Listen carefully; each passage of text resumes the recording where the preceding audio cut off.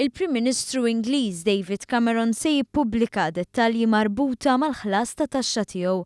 Cameron qal dan meta indirizza attività ta' forum tal-Partit Konservattiv Ingliż. Dan wara li ftit jimilu ammetta li qabel ma sar Prim Ministru kellu sehem f'isma barra r-Renju Unit u kif ukoll sehem f'kont li kien waqqaf missieru fil-Panama, informazzjoni li ħarġet minn Panama Papers. It-tweġiba ta' Cameron quddiem dan kollu kienet li fil-ġejjieni se jippubblika l-informazzjoni kollha. And later on I'll be publishing the information that goes into my tax return, not just for this year but for years gone past. David Cameron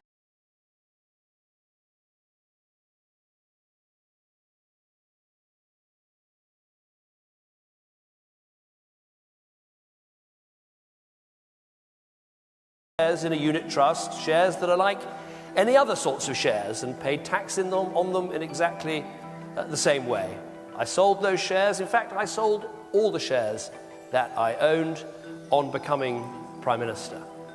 David Cameron iħoss li għalhekk it-triq quddiem ili juri kollox iswed fuq l-abjad dettalji li jmorru lura sa 6 snin ilu, anke jekk qabel Panama Papers qatt ma kien tkellem dwarhom. Because I want to be completely transparent and open about these things. I'll be the first Prime Minister, the first leader of a major political party to do that, but I think it's the right thing to do.